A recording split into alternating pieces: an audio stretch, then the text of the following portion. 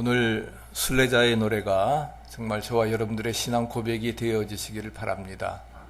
또 우리가 이제까지 15편의 우리 성전에 올라가는 노래를 우리가 함께 상고했는데 이 모든 것이 바로 순례자의 노래임을 여러분 기억하시기 바랍니다. 그래서 오늘 결론적으로 함께 또 찬양을 드렸습니다. 우리 막강 성가대 인원은 얼마 안 되지만은 정말 하나님께서 축복해 주셔서 이제 베이스만 또 들어오고 뭐 이렇게 하면은 아주 세계적인 성가대가 되리라 믿습니다. 아멘. 하나님께 축복해 주시고요. 우리가 예수 그리스도를 주님과 구원자로 고백하는 순간부터 우리는 주님의 몸된 공동체인 구성원이 된다 했습니다. 죄송합니다. 이거 제가 흥분한 모양이네요. 자, 우리 성경 말씀 같이 한번 읽으실까요? 134편입니다. 보라, 밤에 여호와의 성전에 서 있는 여호와의 모든 종들아, 여호와를 송축하라. 성소를 향하여 너희 손을 들고 여호와를 송축하라. 천지를 지으신 여호와께서 시온에서 내게 복을 주실지어다. 아멘. 하나님의 살아계신 말씀입니다. 우리가 예수 그리스도를 주님과 구원자로 고백하는 순간부터 우리는 그리스도의 몸된 교회인 공동체의 구성원이 되어집니다. 하나님의 구원받은 자녀이고 또 주 안에서 예수 그리스도를 머리로 해서 우리 모두가 한 몸된 지체 자매로서의 그런 공동체의 구성원이 되었습니다. 그러면 던져야 될 질문이 뭐라고 했습니까? 어떻게 이 믿음의 공동체 안에서 우리가 살아갈 수 있느냐 하는 것이지요. 네? 하는 것을 우리가 지난 주일에 함께 생각했습니다. 그래서 첫 번째 성전에 올라가는 노래인 시편 120편에서는 우리가 회개라고 하는 주제가 전개되었습니다. 테슈바, 회개라고 하는 말은 세상으로부터 돌아서서 하나님께로 향하는 것입니다. 나 중심의 삶에서 살아갔다가 이제는 뭐예요? 회개하고 하나님 중심으로 우리의 삶을 터닝하는 것입니다. 잘못된 방향으로 나아갔을 때에 완전히 유턴해서 다시금 돌아오는 것입니다. 이것은 인생의 목표를 하나님께로 두는 최초의 우리의 움직임인 것이지요. 그리고 그 메시지는 기로에 서 있는 사람에게 주어졌고 우리에게 믿음의 길을 따르기로 결단하라고 초청을 하고 있습니다. 그러면서 그 이후로 지어지는 시편들은 하나님께로 돌아가서서 제자가 되어서 그분을 따르기로 한 사람들과 함께 이 순례의 길을 걸어갈 때에 어떤 일들이 우리의 삶 가운데 일어나느냐 하는 것을 쭉 말씀을 드렸습니다. 그러면 우리가 가고자 하는 그곳에 도착한 다음에는 과연 무엇이 있을까? 마침내 목적지에 도달한 다음에는 어떠한 일이 있겠는가 하는 것이 오늘 우리에게 말씀해 주는 것입니다. 그래서 120편 회개로 시작된 것이 121편에서는 신뢰의 시로, 122편에서는 예배의 시로, 123편에서는 섬김으로, 그 다음에 124편은 도움으로, 125편은 안전에, 126편은 기쁨으로, 그 다음에 127편은 일의 시이고 128편은 행복의 시, 그리고 120편은 인내, 130편은 소망, 132편은 겸손, 130편은 순종, 그 다음에 지난주에 말씀 134편은 공동체입니다. 오늘은 여호와를 송축하라고 하는 그런 134편의 제목을 가지고, 그래서 여기에서 134편에서 핵심적인 개념은 뭐냐? 여호와를 송축하라, 여호와 하나님을 송축하라, 여호와께서 네게 복을 주실지어다. 믿으십니까? 하나님을 송축할 때에, 감사하고 하나님께 찬양으로 영광 돌릴 때에 하나님께서 우리에게 뭐요? 복을 주시리라 믿습니다. 왜? 복의 근원이신 하나님께서 우리가 하나님을 찬양하고 송축할 때에 우리에게 만복을 내려주시리라 믿습니다. 두 단어가 영어 성경에서 복받은으로 이렇게 복받은으로 이제 말씀해주고 번역되어지는데, 하나는 아시레라고 하는 말입니다. 아시레라고 하는 말은 하나님께서 우리를 당신의 형상대로 창조하셨다 하는 거예요. 그래서 뿐만 아니라 예수님을 이 세상에 보내주셔서 우리를 뭐예요? 그 그리스도의 보혈의 피의 공로로 구속해 주셨습니다. 그 하나님의 창조와 구속의 역사에 우리가 하나님의 뜻을 따라 순종하며 살아갈 때에 모든 것을 소유한 듯한 행복감을 느끼게 되는 것이 바로 아시르의 축복입니다. 믿으십니까? 그러니까 우리가 하나님의 형상대로 지음받았고 구속함을 받은 대로 제 예수님의 뜻을 따라 살아나갈 때에 우리는 모든 것을 소유하는 행복함을 우리에게 묘사해 주고 있습니다. 그것이 바로 복 있는 사람, 시편 1편에 말씀하고 있고, 그 다음에 128편에 말씀하는 것처럼 바로 뭐예요? 교회를 통해서 우리에게 축복을 주신다고 하는 것을 말씀을 해주고 있는 것입니다. 그리고 하나님이 우리에게 이렇게 복을 주실 때에 우리는 이것을 경험하게 됩니다. 두 번째 단어는 이제 베라카라고 하는 단어입니다. 베라카라고 하는 단어인데, 베라카는 바로 뭐냐? 하나님께서 우리에게 그리고 우리 가운데 어떻게 역사하셨는가, 그 하신 일을 묘사하고 있습니다. 하나님께서 우리에게 언약 관계로 들어오셨습니다.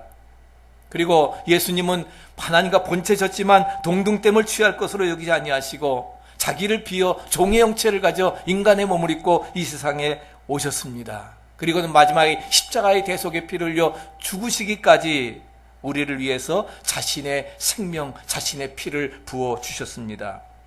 우리 가운데 오셔서 자신을 비우셨고, 그렇기 때문에 뭐예요? 우리는 바로 그 예수님의 생명 안에서 새 삶을 얻게 되고 그분을 얻게 되었습니다. 이것이 축복임을 믿으시기 바랍니다. 다른 많은 모든 것 가지고 있다 할지라도 우리가 예수 믿지 아니하고 그분 안에서 얻은 영생을 우리가 얻지 않는다고 하면은 그건 아무런 소용이 없다 하는 것이죠. 그래서 120편을 시작하는 첫 번째 단어가 테슈바, 회개라고 하면은 마지막 134편의 그 결론은 바로 뭐냐?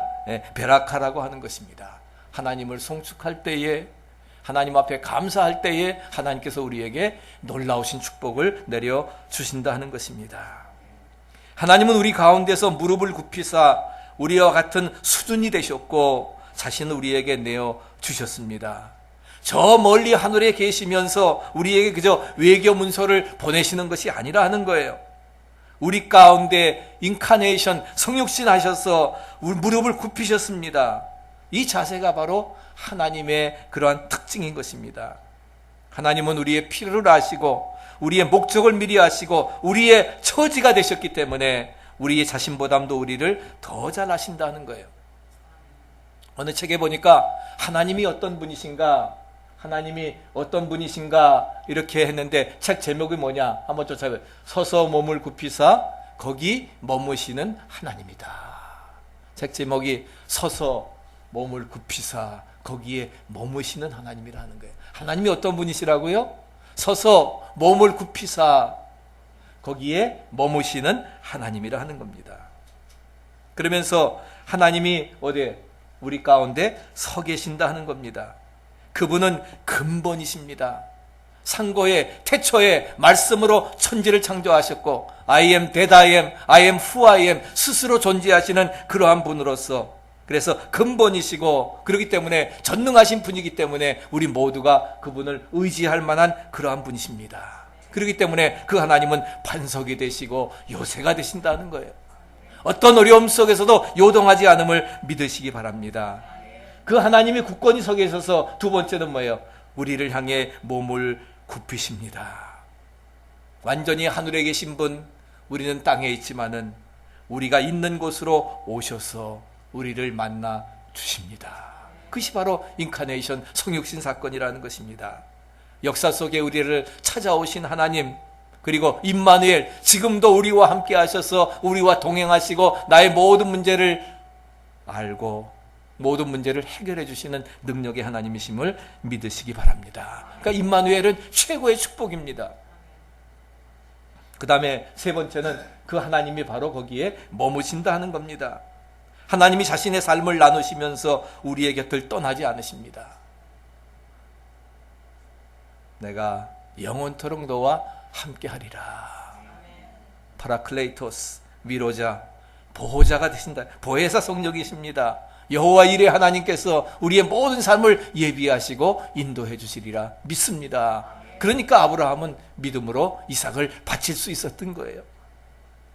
하나님이 서 계셔서 그 하나님이 몸을 굽혀주시고 그 하나님이 뭐예요? 거기 머물러 주신다 하는 것입니다. 그래서 우리의 반석이 되시고 우리의 임마누엘 되시고 우리의 여호와 일의 위로자가 되신다는 것을 우리에게 말씀해 주고 있습니다. 하나님이 우리에게 복을 주시기 때문에 우리는 하나님을 송축합니다. 믿으십니까? 우리는 우리가 받은 것으로 반응한 것입니다. 하나님이 시작하시고 계속하시는 과정에 우리는 참여합니다. 그렇기 때문에 이 베라카라고 하는 축복은 하나님의 복을 받은 우리가 복받음에 대한 감사와 찬양으로 하나님을 송축하는 것입니다. 그래서 이제 성전에 올라가는 노래의 마지막 결론이 뭐예요? 여호와를 송축하라 하는 겁니다. 세 가지를 말씀을 드리려고 하는데, 첫째는 초청과 명령입니다. 여호와를 송축하라고 하는 초청의 명령이고, 두 번째는 손을 들고 여호와를 송축하라 하는 것입니다. 세 번째는 하나님을 중요하게 여기는, 내 인생의 제일 되는 목적이 뭐냐? 하나님을 중요하게 여기라 말씀을 하고 있습니다. 첫째는 초청과 명령입니다. 복주심이라고 하는 말보담도 성경 전체를 더 잘 요약하고 정리해 주는 것은 없습니다. 바로 하나님께서 우리를 당신의 형상대로 창조해 주시고, 아까 아실에 말씀드렸지요? 그리고 예수를 통해서 우리를 구원시켜 주시고, 그래서 뭐예요? 그 하나님의 뜻을 따를 때에 우리에게 주어지는 축복과 그 만족감, 행복감이 우리에게 온다 하는 것입니다. 그것이 바로 성경 전체를 요약해 주는 가장 중요한 것이지요. 이 단어는 하나님이 우리를 하신 일 중에 우리가 가장 귀히 여기는 것입니다. 또 살아가는 방식을 평가할 때에 정말 가장 매력적인 것이지요. 그렇잖아요. 저주가 아닌, 화가 아닌 축복이, 영광이 우리에게 임한다고 하면은 이것보다 더 중요한 게 어디 있겠습니까? 여러분, 모든 예배 행위, 예배의 마지막이 무엇으로 끝납니까? 예? 마지막이 축도로 끝납니다. 베네딕션, 축도로 끝이 나는데, 바로 이 시편 134편은 그 단어를 초청하는 명령이라 부를 수 있는 그런 형태로 표현되어 있습니다. 성전에 올라가는 노래는 이스라엘 백성들이 여기 예루살렘 성전을 향해 올라갑니다. 전국 각지에서 6월절에, 그리고 언제요? 오순절에, 그 다음에 초막절, 장막절에 이제 전국 각지에서 모든 사람들이 절기를 지키기에 예루살렘 성전을 향해 올라가면서, 그러면서 그 노상에서 그렇게 불렀던 노래가 바로 성전에 올라가는 노래인 것입니다. 이 노래를 불렀던 사람들은 예루살렘 성전으로 올라가는 말 그대로 여행 중이었습니다. 이제 그들은 뭐예요? 완전히 예루살렘을 바라보면서 이제 거의 다 도달한 그 끝에 와 있습니다. 그때 첫 문장을 뭐라고 말씀하십니까? 보라, 밤에 여호와의 성전에 서 있는 여호와의 모든 종들아, 여호와를 송축하라.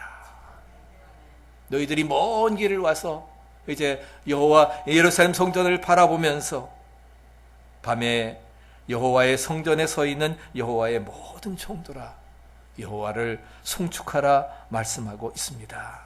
이것은 초청의 문장입니다. 예루살렘에 온 자들에게 주어지는 약속은 모든 이가 귀중한 성전 예배에 참여하게 된다고 하는 것입니다. 나는 지금 어디에 서 있는가? 서 있지 않고 나는 지금 어디에 앉아 있는가? 아까 섰다가 앉았지요? 나는 지금 어디에 서 있는가? 우리는, 여러분은 지금 뭐예요?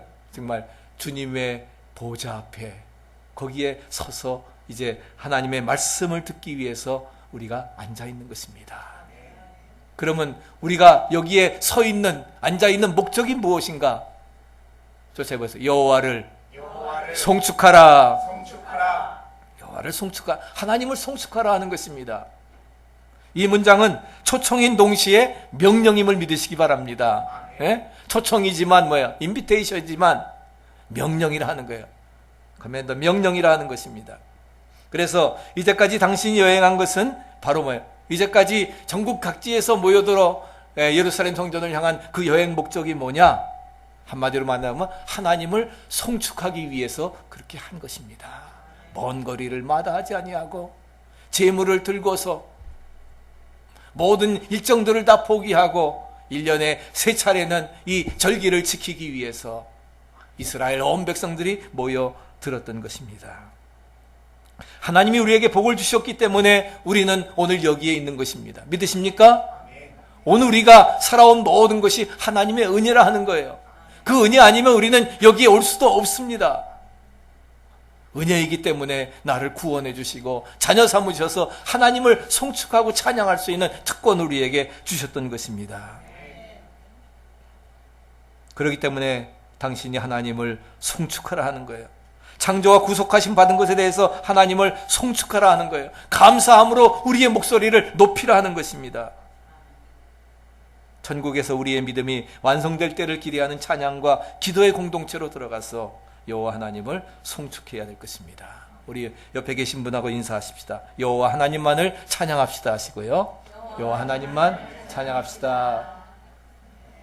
두 번째는 손을 들고 우리가 여호와를 송축하라 하는 것입니다. 우리는 여호와를 송축하라고 하는 초대를 받습니다. 또 여호와를 송축하라고 하는 명령도 받았습니다. 그런데 누구는 이렇게 말합니다.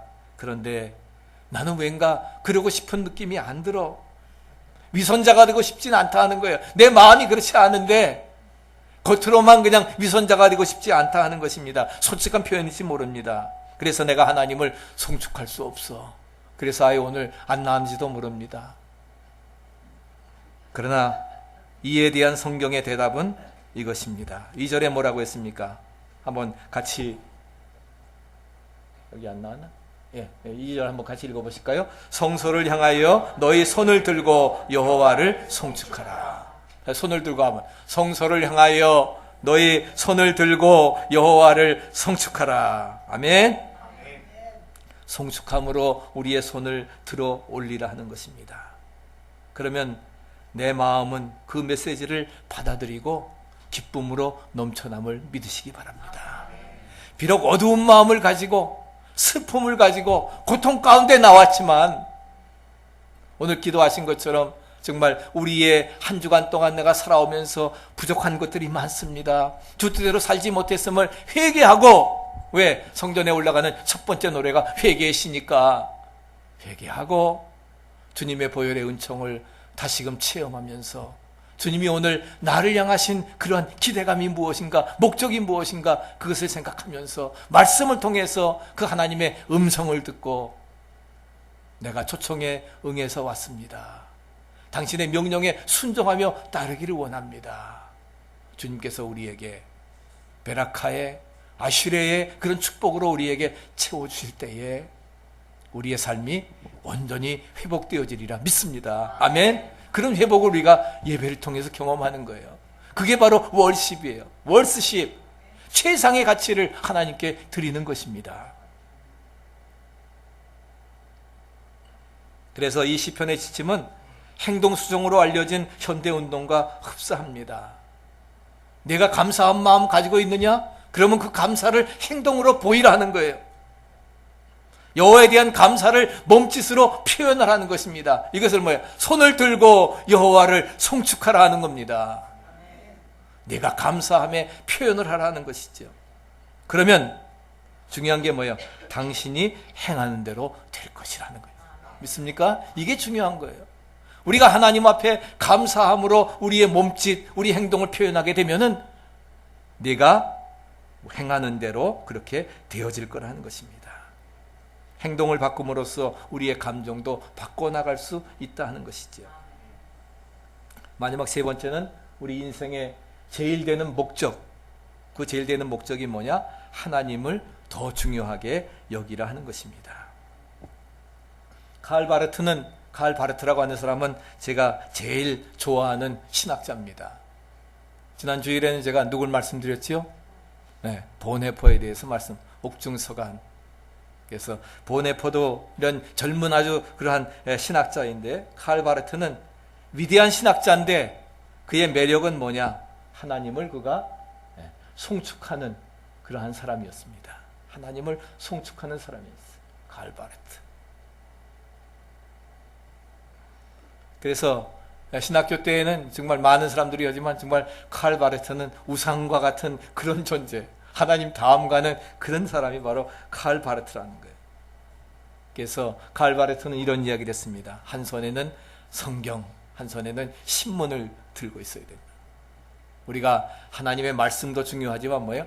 현실을 살아가는 그런 지혜도 우리가 이것을 갖추면서 이것을 잘 가지고 이루어 나가야 된다 했는데, 그는 위대한 신학자지만 그의 매력은 하나님을 송축하는 사람이었다 하는 거예요. 오늘 134편 주제와 마찬가지로 지난 주일에 133편이 보네포를 상징하는 그런 공동체에 대한 그런 것을 강조했다고 하면은, 오늘 칼바르트는 뭐예요? 하나님을 송축하는 위대한 신학자지만 하나님을 송축하는 사람이었습니다. 지성과 학식이 어느 누구보다도 뛰어났습니다. 신학적인 업적은 놀랄만 합니다. 600만 단어에, 그래서 7000페이지에 아까 교의학을 썼습니다. 12권에 하라는 방대한 교의학을 썼던 그러한 사람입니다. 50권의 책, 수백 편의 논문을 가지고 있는 그러한 사람입니다. 근데 그가 더욱더 인상적인 것은 뭐냐? 당크바르카이트라고 하는 것입니다. 당크바르카이트. 칼바르트, 당크바르카이트. 뭔가 같아요. 당크. 우리가 독일어로, 처음에 제가 베를린을 갔는데 독일어로 땡큐가 뭔지 아세요? 당케. 당케가 땡큐라고 하는 말입니다. 당크카르바이트. 당크바르카이트라고 하는 말은 감사를 말씀해주고 있는 것입니다. 하나님의 은혜에 반응하며 살았고 하나님을 무엇보다도 가장 중요하게 여기며 살았습니다. 그래서 그는 기쁨으로 가득했고 송축이 넘쳐났던 것입니다. 여러분도 무슨 일을 하든지 기쁨으로 하시기 바랍니다. 아멘. 그럴 때 거기에 뭐예요? 기쁨으로 할 때에 하나님께서 우리에게 송축이 넘쳐나도록 채워주시리라 믿습니다. 송축은 여러분 순례의 길의 끝에 서 있는 것입니다. 길의 끝에 있다고 하는 것은 길에서 생기는 모든 일에 영향을 다 주는 것입니다.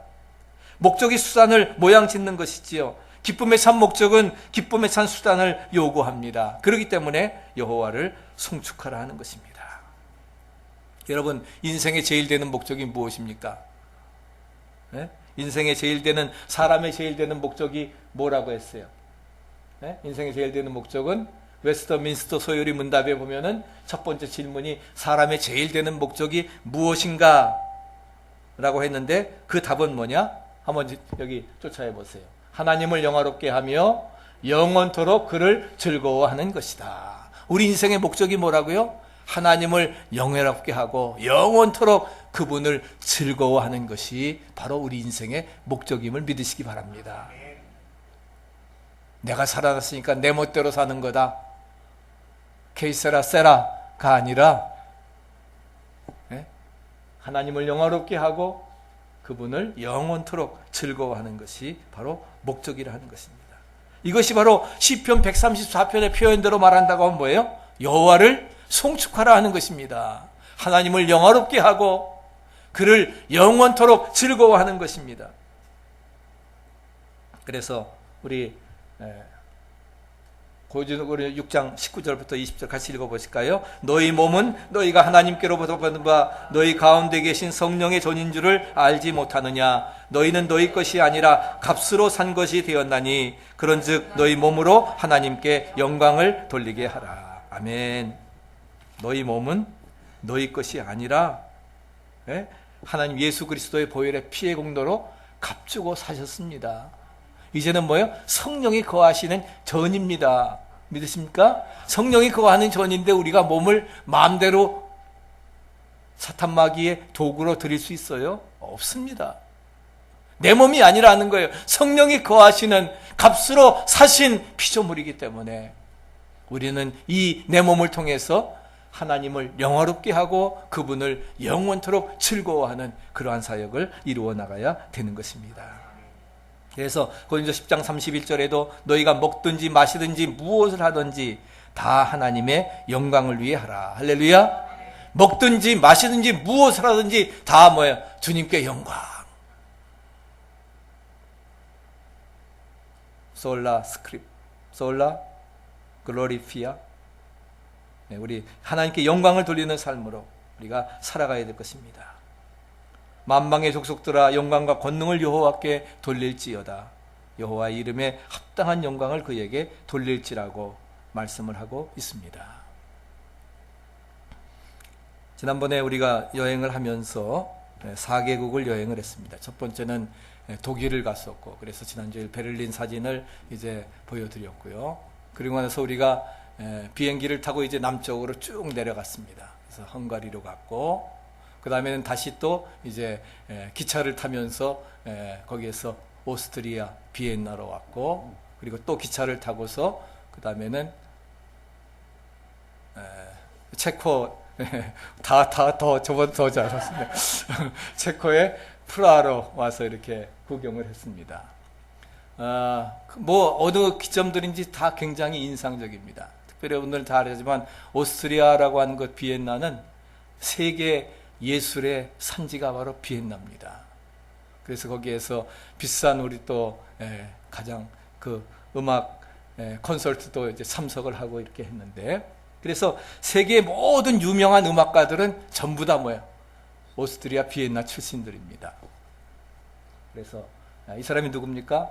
하이든이라고 하는 사람입니다. 하이든이라고 한번 하이든이고, 그 다음에 이 사람은 모차르트입니다. 모차르트. 그 다음에 이 사람은 베토벤입니다. 두 사람은 다 오스트리아 비엔나 출신인데, 베토벤은 독일의 본에서 태어났습니다. 본에서 태어났지만은 그가 활동이나 죽은 것은 오스트리아 비엔나에서 이제 죽었고요. 그 다음에 그 하이든은 굉장히 오래 살았습니다. 당대 예술가들이 그저 모차르트도 한 40세밖에, 그 다음에 베토벤은 57세 이렇게 살았지만 저기는 78세를 살았습니다. 78세를 산 최장기로 살았던 그런 사람입니다. 그래서 베토벤은 나중에 이제 잠시 모차르트에게 사사를 받았고, 그 다음에 그 하이든에게도 사사를 잠시 받았습니다. 그래서 다 이런 서로 간에 영향을 주면서 위대한 그러한 그 작곡가가 된 것이 바로 그러한 것을 이루어 나가게 되는데, 그래서 하이든에게 유명한 것은 우리 이진원 권사님도 잘 아시지만 또 마디 다 우리 카피해 주셨지만은 하이든의 유명한 것은 천지창조입니다.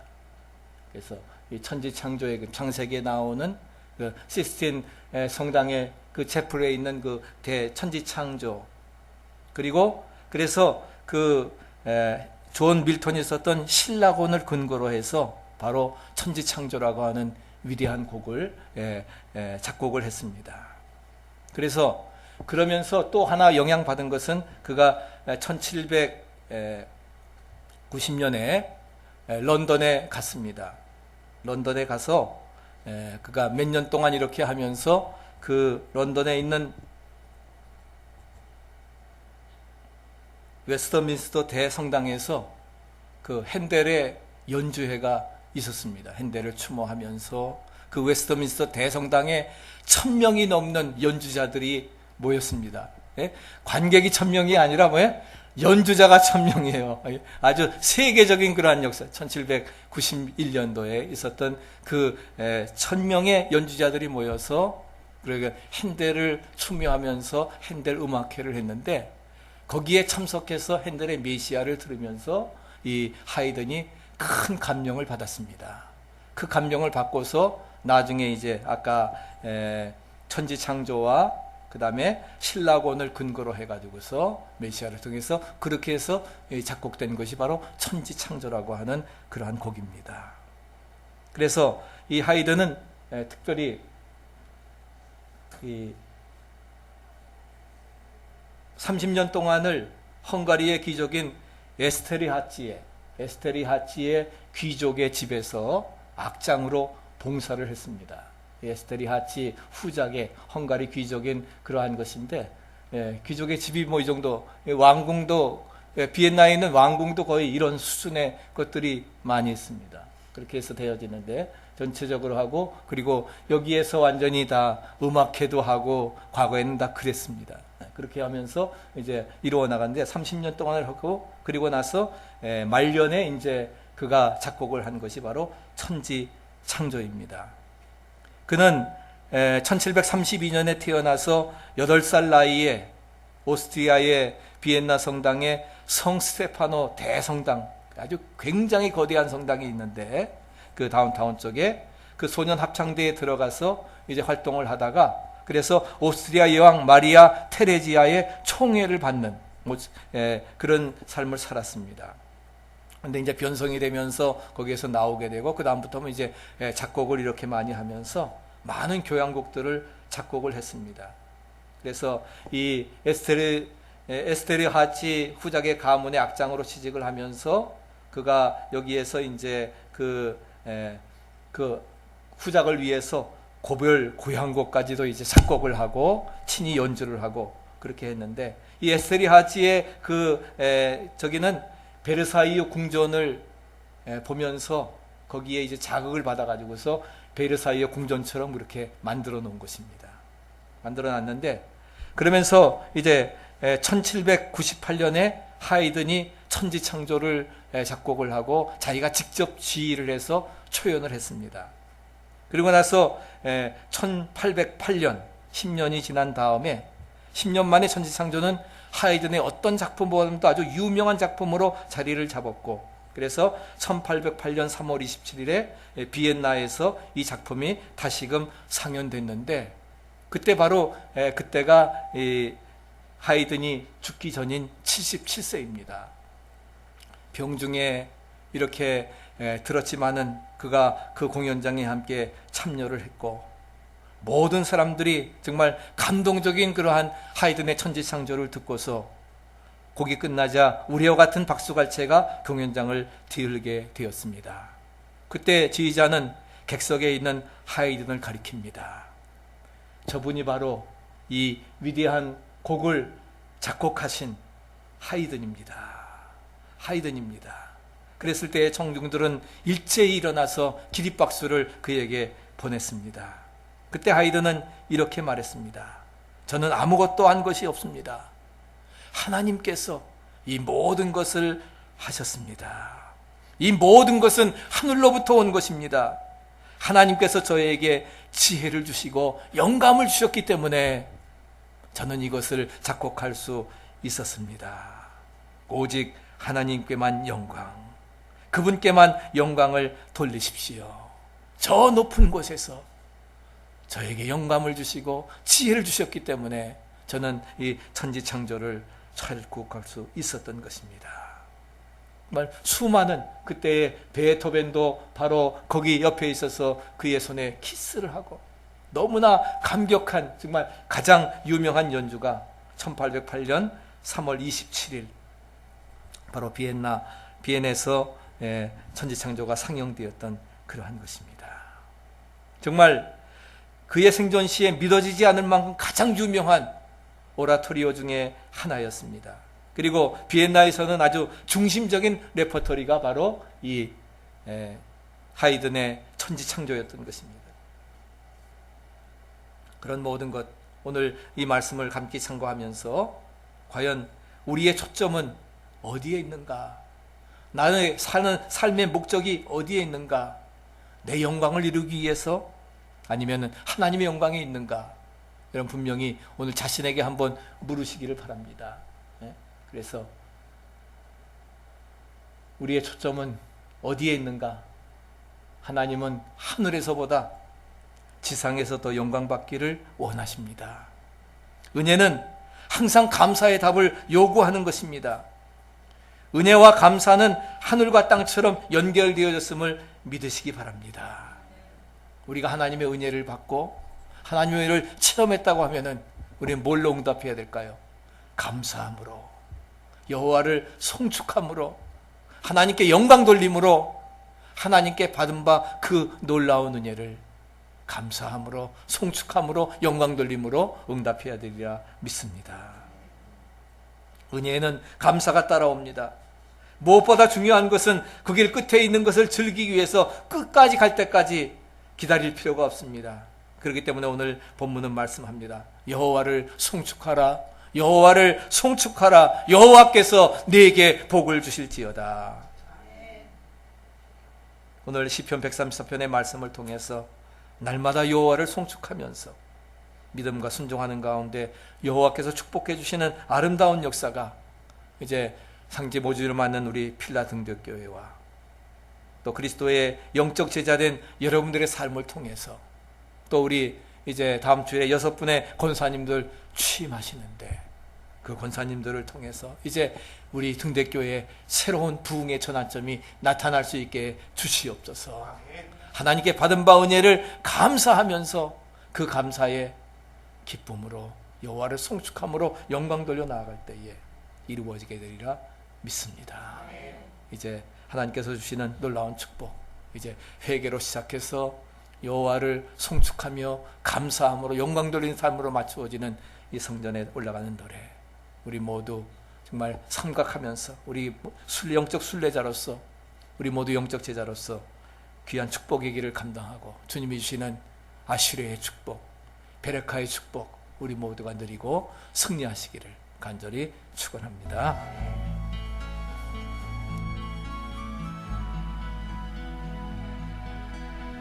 세상을 향해 사랑의 빛을 비추는 빌라등대교회 조병호 목사입니다. 오늘 말씀을 들으시고 말씀에 문의가 있으신 분, 더 알고 싶으신 분은 215-690-4919로 전화해 주시거나 또 lighthousekumc.org로 들어가시면은 계속 말씀을 들으실 수 있겠습니다.